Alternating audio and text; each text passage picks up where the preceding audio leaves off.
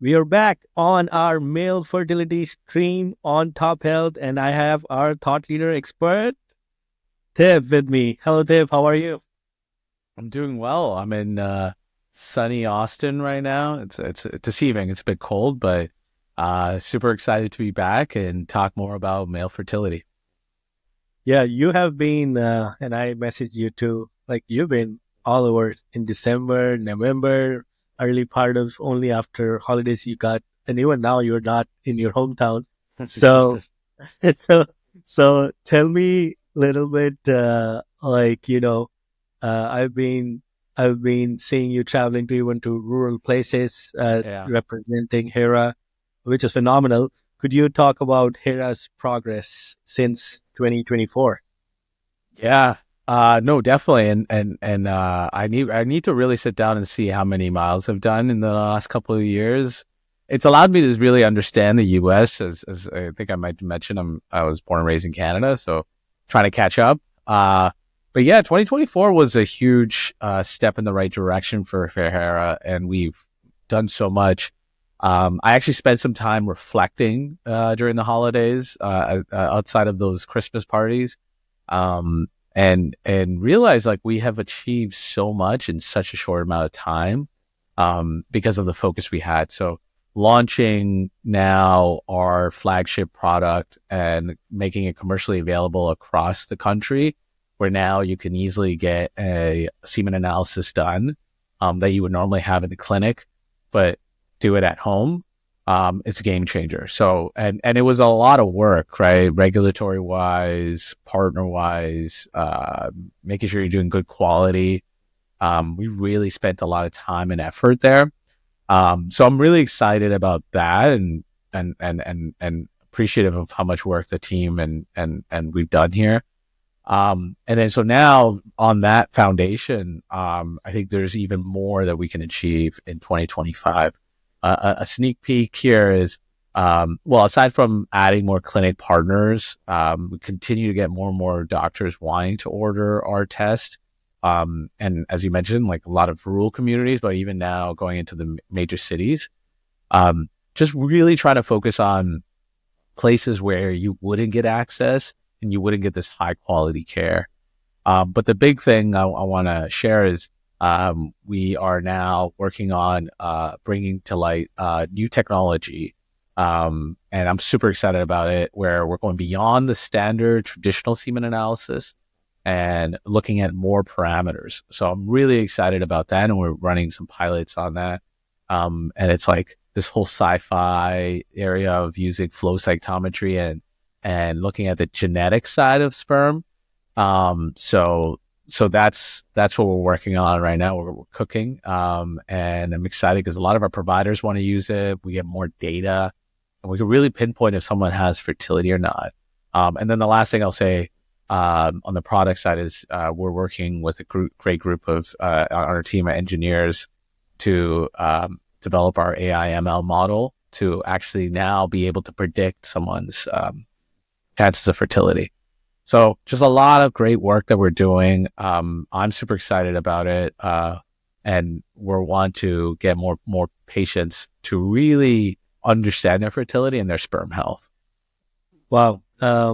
There are many things you mentioned. We might circle back as we talk through this, but uh, let's first start with male fertility startups are gaining investors' attention. A lot of it, Mm-hmm. especially last year in the second half, there was a lot of talk.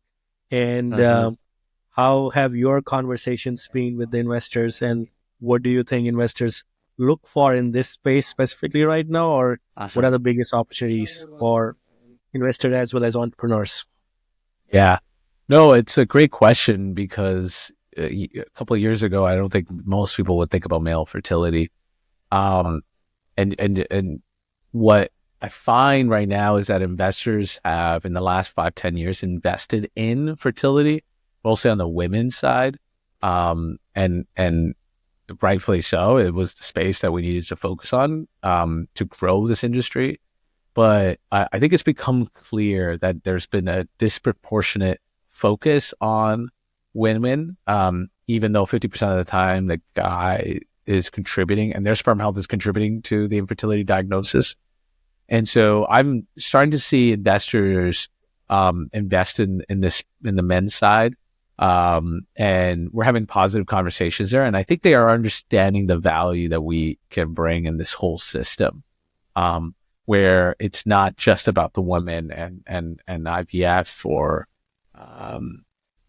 these kind of specific treatments, but what kind of innovation can we bring on the men's side so that at the end it actually improves these other the overall fertility industry and these other solutions. So we're having positive conversations there, and most VCs are fully understanding it. I think fundamentally it's just all about are you a VC scalable business, and it's just something that we can really get excited about.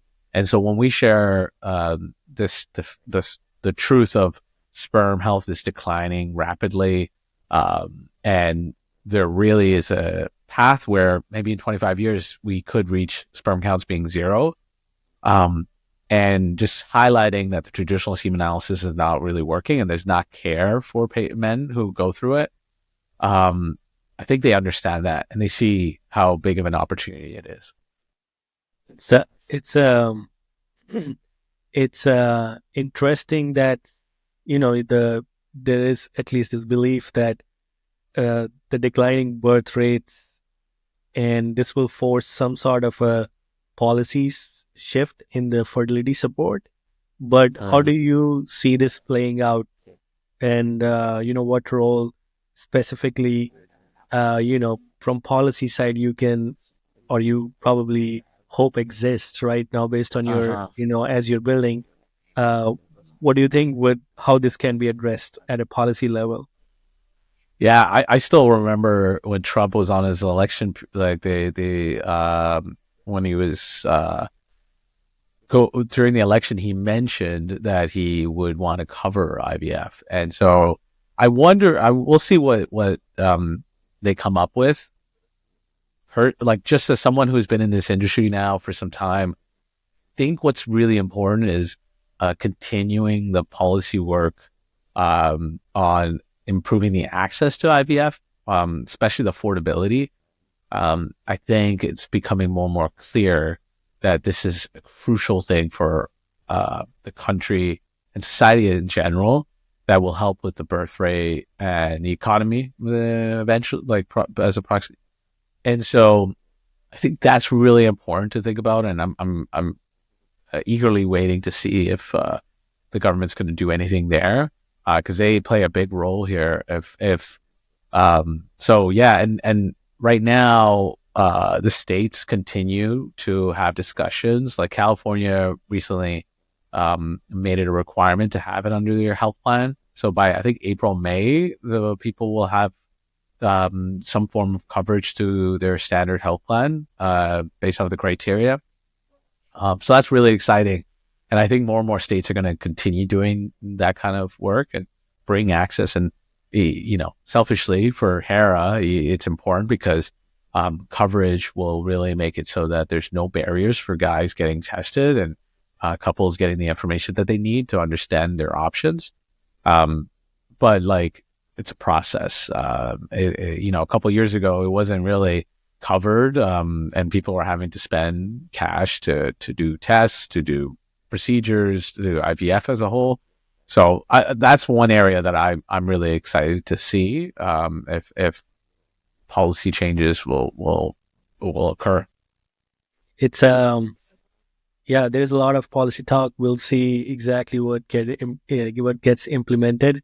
But I lived in Germany, and when I was there, and there, I don't know, maybe it's still there, this policy that everybody who has children, they used to get, I don't know, per child, there was a few hundreds of dollars that the household will receive. And that's because Germany has a negative birth rate for almost a decade or so.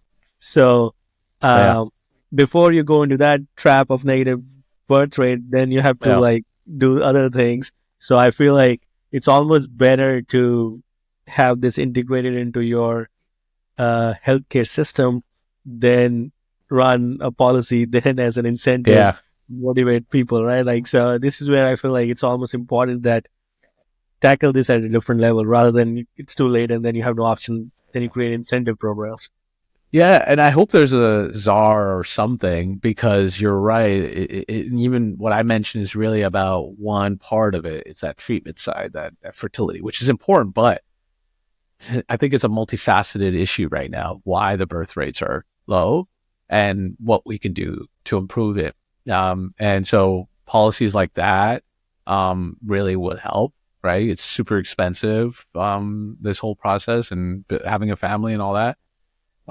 So I think those kind of policies are going to would be amazing. And I think the governments, not only in the US, but in other countries, are going to start introducing stuff like that. And especially if immigration is going to be starting to pull back, I think that's where it is. But I'm not a policy, I'm not an expert on the government side, but I love understanding this because I think it's important to like population growth and, society evolving is important and we need more families. So we'll see what the government does there.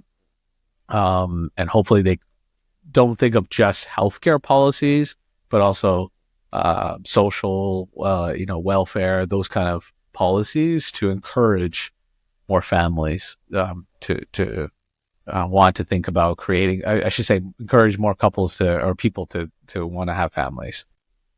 Yeah.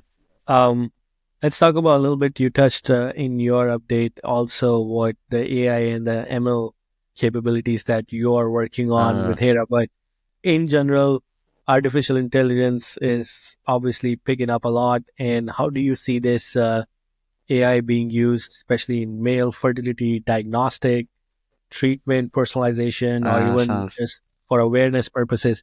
Is there specific areas that you think Hera is going to build, and also tell us what other areas you think like outside of Hera should exist in this world? Yeah, no, it's a great question. AI and ML and all these advanced technologies is really going to change healthcare for good. And so just before getting into about male fertility, it's just in general, I see that there's two lanes happening right now in terms of in healthcare. One is more on the administrative side, where AI could, I think I heard someone else, an industry folks say this best, the shit work, AI is going to be able to do it. So very much that administrative stuff that instead of having a human do, AI can do and much faster, accurately, following the rules, all of that. So I'm excited about that because healthcare, there's so much administrative, mundane work that really takes away from the potential and really the care side of it. And as someone who came from Canada to now the US and seeing, clinic, the amount of administrative staff, the back office, all of that, it blows my mind. So I think AI is going to do huge there. Some great work there. The care side that's, I'm in male fertility side of things and healthcare and providing care. I think that's where we're going to see, like not just improvements, but take the system to another level. So what I mean by that is that now, especially if we start incorporating AI and these advanced technologies into the care delivery or how the drug discovery or anything that will directly impact patients and their health, I think that's going to really move the industry forward and improve overall health of patients. So what I mean by that is, I'm now seeing more and more of these companies that are incorporating AI into either their analysis of biomarkers to predict what's going on with a person, or to actually care for a patient or augment the physician care in that way. So I think there's a huge potential there, and I'm really excited about that. But mind you, that is going to be really difficult because healthcare wise, it's not as clear or structured as in other industries. And so with Hera, what we're really excited about is that we are trying to go beyond this traditional semen analysis and care because there's not enough data in that. And so, one, we want to add more biomarkers so that we can get a clearer picture. Right now it's a fuzzy painting, a fuzzy picture, like back in the day when you don't have the megapixels. And then now we're trying to add more megapixels and make it clear. But on top of that, when we're able to use something like AI or machine learning, we're able to then look at the data sets that are out there and compare it to the existing ones and really understand what's going on with this person's sperm health. Is it going in the right direction or not? And then give them insights as to what does it mean? What's their likelihood of getting pregnant or IVF? Like, I think there's a huge potential there to paint a clear picture to someone who gets their report and says, hey, you have a 60% chance of natural conception. And I think AI and ML does that. And then the last thing I'll say is computer vision is something that I'm seeing more and more in the male fertility side, sperm health, where they're incorporating that along with AI and ML to specifically computer vision is really good for analyzing sperm and what is seen under the microscope to then determine the health of it. Could be the accurate motility measures or accurate count estimates, all of that. So I think there's huge potential there where now we can automate a lot, get more accurate. Whereas right now the traditional semen analysis is there's inconsistencies, it's manual, a lot of that. So I think there's huge potential there to just an overall get better at sperm health and fertility. I think the superpower, like you said, is still analysis of data and then pattern matching and what can be detected and and then presented the results based on that.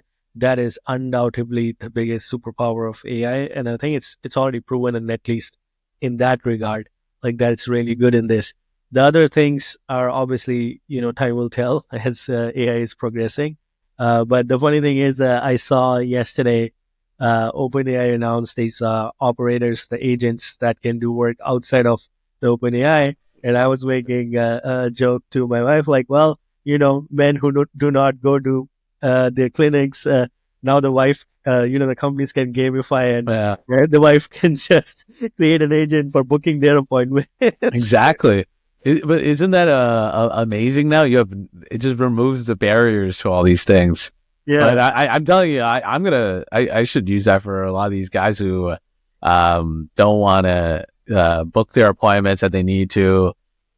Man, it is so fascinating on the psyche side, but AI is gonna make it super easy where now these men can't make any excuses. Yeah.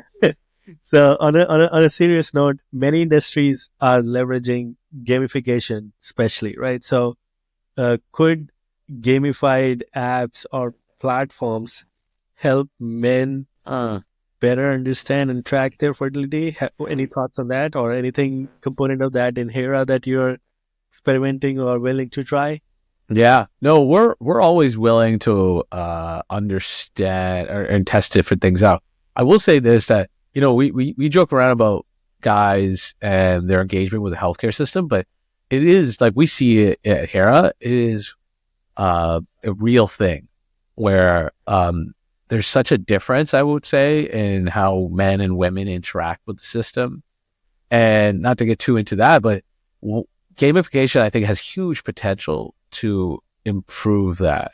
And we've thought through different scenarios and how we can engage. So, and I'm really excited about some of the things that we can do. So one example, actually, we're trying out is like giving the video of their sperm to them so they can actually see what it is. And show, hey, look how it's not moving as much, or like stuff like that would encourage them. Because gamification at the end of the day is really trying to do change behavior and encourage them to do specific action. So the video and showing that contextualizes the report. And then especially if it's not a great video result where barely anyone's moving, I think that encourages them to then think about, what can I do to improve that, and actually action those steps or recommendations that we give them. Another one is like, and I actually had a buddy yesterday who at an event was like, what if I use that and put it on my dating profile to show how fertile I am?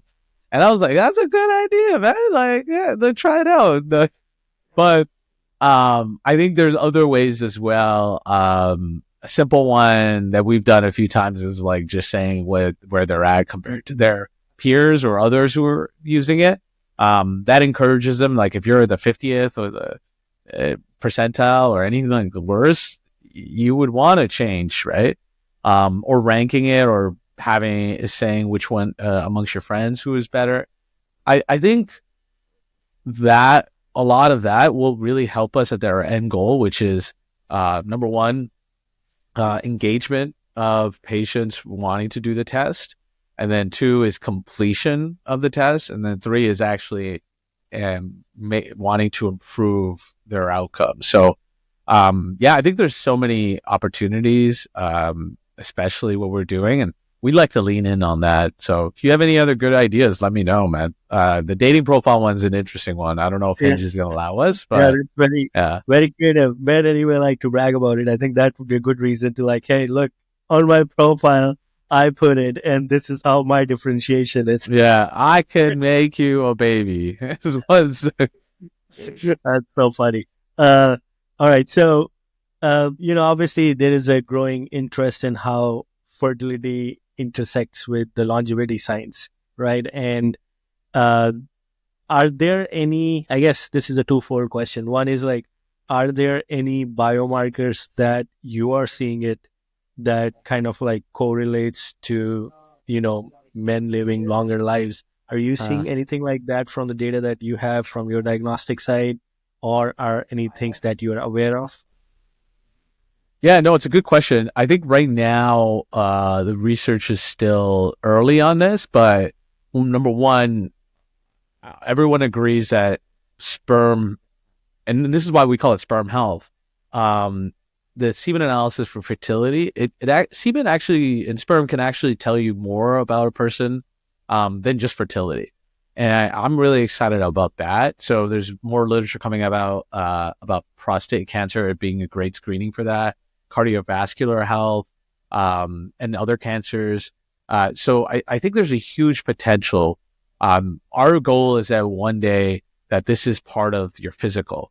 Like you're getting your blood drawn and you're going to provide a semen sample, and we're going to be able to tell you a lot more about your overall health. And so we're seeing a lot of that. And right now there's some clear evidence on count and motility and morphology correlated to overall health status, especially since a lot of that is aligned to some there's clearer evidence of what lifestyle, like what kind of lifestyle you have, and that relating to it. So, but the thing that I think for us, what we discovered is that it's just, you can't just, there's only a few data points there, and we need more. And so that's why we are going beyond and looking at functional and genetic information behind sperm, because then you can actually understand more about a person. You can understand what kind of health status do they have. Are they really not healthy? Is there an obesity angle here? Like are they more prone to maybe some sort of cardiovascular event? So I think there's more there, and we need more data right now. So that's what I'm really excited about, because the way that we set it up is that we can get more data, and then from there also find out what their lifestyle and demographic profile is. Interesting. And is I guess like obviously from a diagnostics point of view, there you have been like very vocal, like make it easily accessible to men, and then that's how you get more men to do the testings and everything. But just from a treatment point of view, now after diagnostics, right? Like once it's done, what's Uh-huh. your view on telemed or virtual fertility clinic for men? Can Yeah. fundamentally cannot can everything be handled remotely? And that probably will Mm. open even more, like more men will be willing to do that. Then Yeah. what's your view there, and how do you see that evolve, especially using telemed and virtual fertility clinics for men? Yeah, I think virtual plays a big role here. So number one is that it can't replace the entire journey. You can't get certain procedures done virtually, right? So I think it can't replace the whole specialty and deliver the entire care that you need.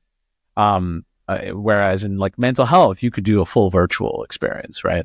So the way, and especially with my background, my last startup was a telehealth practice management software. So like we really knew which specialty and how they use virtual care.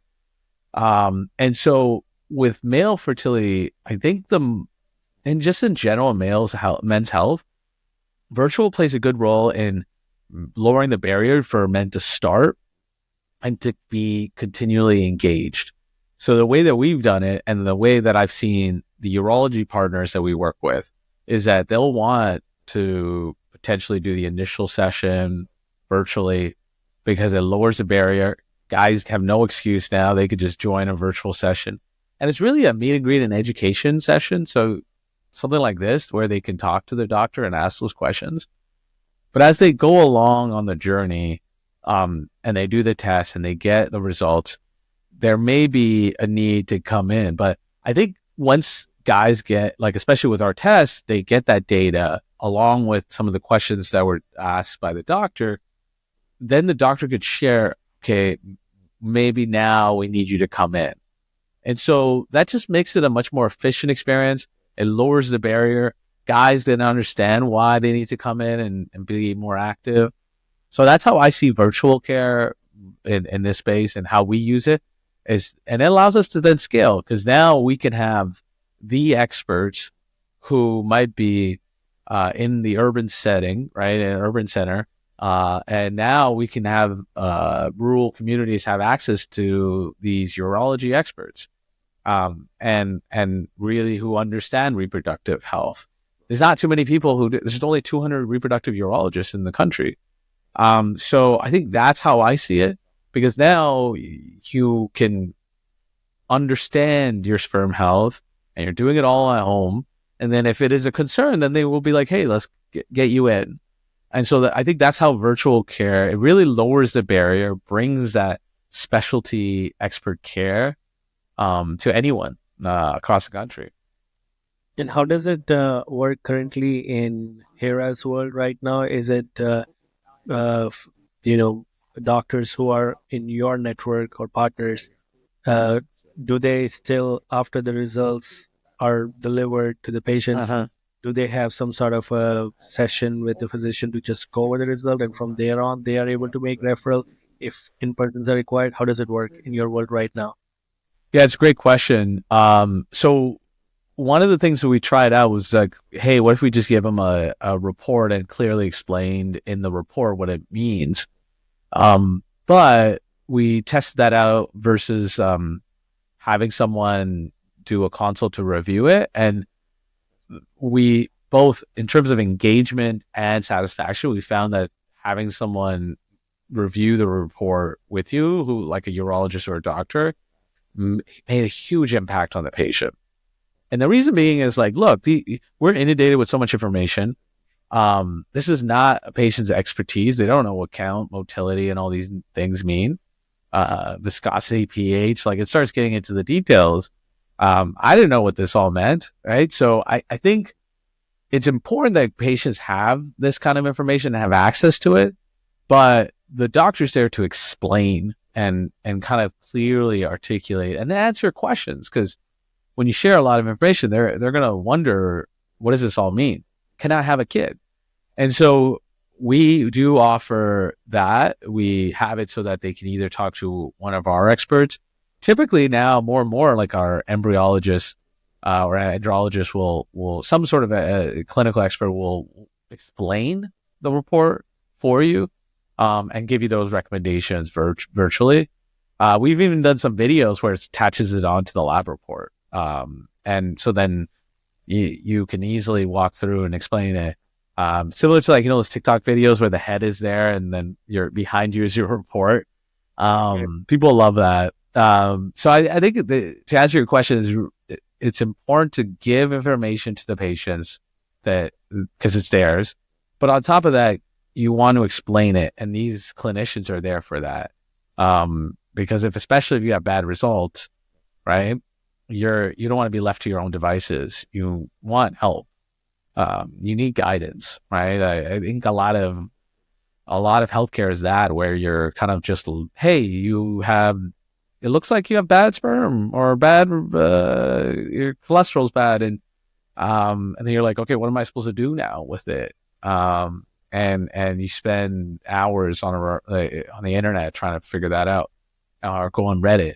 But that's why we have those clinicians and our care, like coaches, for the non-clinical side so that you can understand both angles, right? What lifestyle changes do I need to do? Why? Yeah. And this just from reimbursement sides of things, this part of consult, is this currently covered through insurance coverages coverage at all or no? Yeah. So if that patient has coverage for this kind of consult, yeah, it is. It's always tricky because a lot of the insurers do not want to cover, especially a telehealth consult or anything like that for fertility.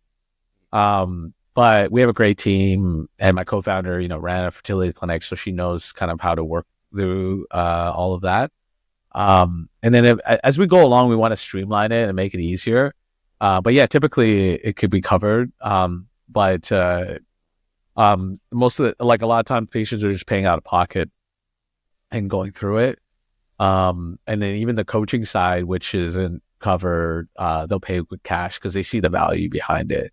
But our goals in the next especially in 2025, is can we get a clear path where most of the services and products we offer are covered by insurance? But you know how that is. They make it really hard to do that. Right? Even though it's the employer, the patient's money, right? They're really just beholding the patient's money, and but insurance tries to block you on a lot of things. Yeah.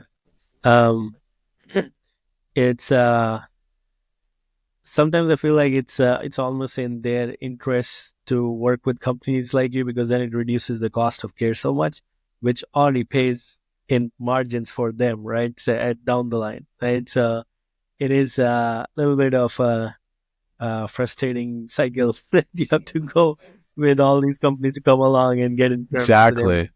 And the crazy thing is, like, especially with fertility, man, these people are going through so much. And I get the reality, right? Insurance companies, if they're covering fertility, the reality is that they're going to have premiums increase a lot of times. But it is such a difficult journey for these couples. And then on top of that, to not have it covered doesn't make sense to me. And so I hope, and going back to that policy side, that we try to tackle it in different ways and make it so that it's covered, because it should be. It helps society. It helps the insurance companies. I feel like, think short term, and see that cost, that blip of cost right there. But overall, it's going to be better.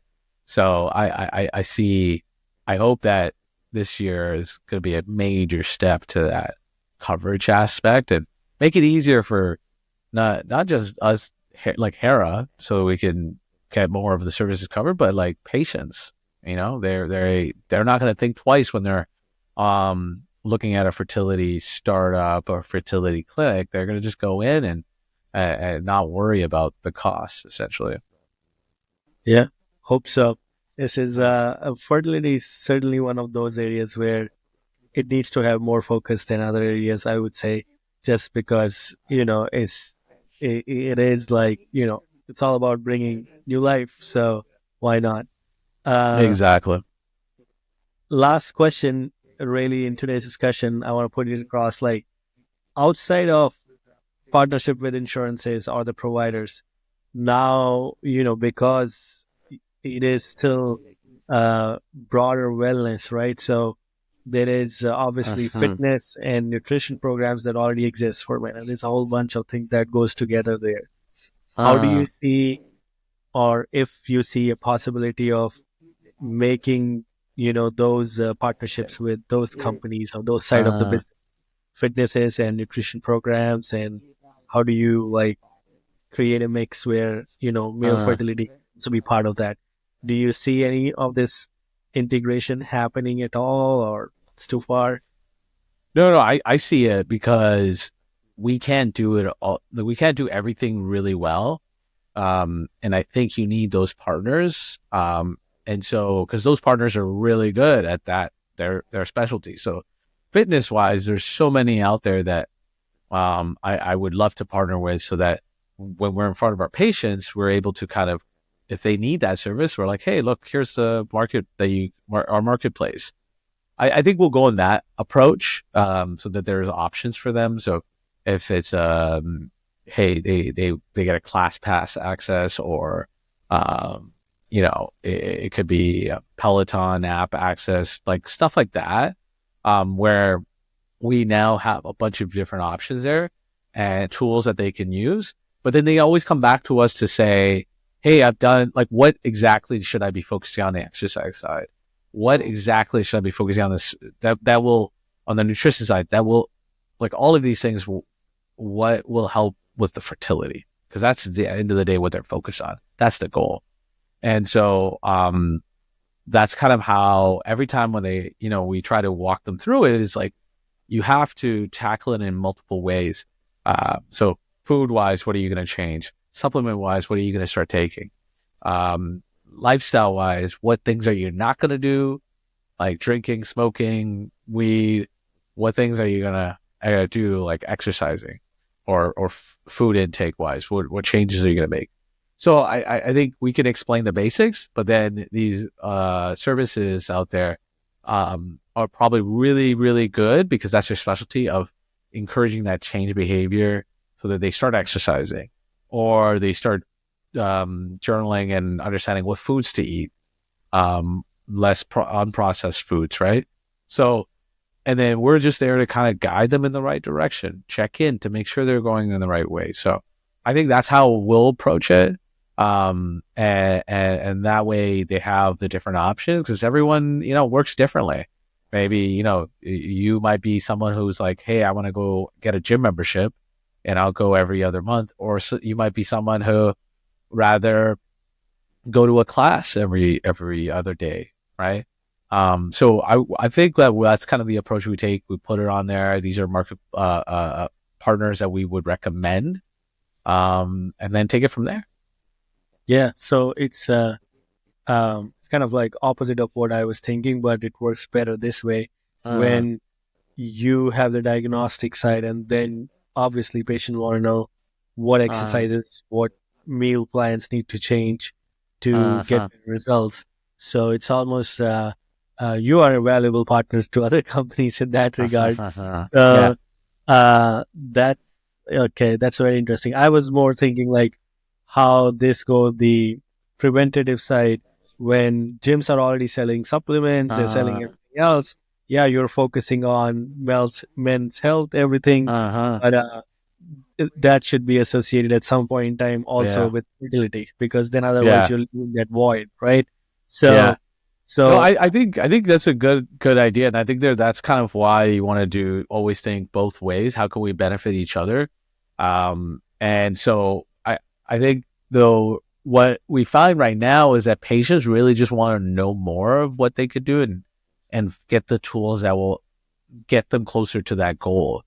right. So if we look through the data, the diagnostics and everything, and we determine that you need to start exercising more, we could tell you that, and we could tell you the basics, but you may want to get a cycling app instead, or a running app, or join a run club. Like, we want to give you those different options so that when we check in 12 weeks, we see an improvement. But you're right. Like there might be, hey, we should show, like these running clubs we should be a part of and share more about what Hera is about. I'm always a big proponent of that because maybe there's probably a bunch of people there that are thinking about this. Right?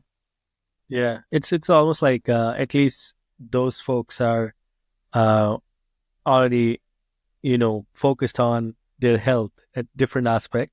So this might be a great way to like, all right, there is another thing to this, which helps you in your holistic wellness for your health. So okay, great. Well, this has been great. Um, Again, thanks for sharing all the insights, and once again, appreciate your expertise and all the good work you are doing at Hera. People, again, we will put all the notes in where you can find Thiv. Also, Hera's website. Reach out to him for anything and any ideas. Also, Yeah. like and any investors as well. Why not?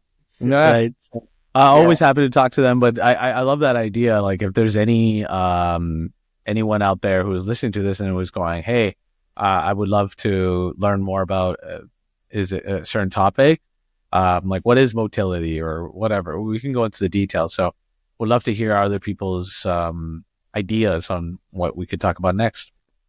All right, cool. Once again, herafertility.co. That's their website. And I will also include the information in wherever you get all these shows on any podcast network or through YouTube or on social media. All right. Thank you so Perfect. much. Thanks.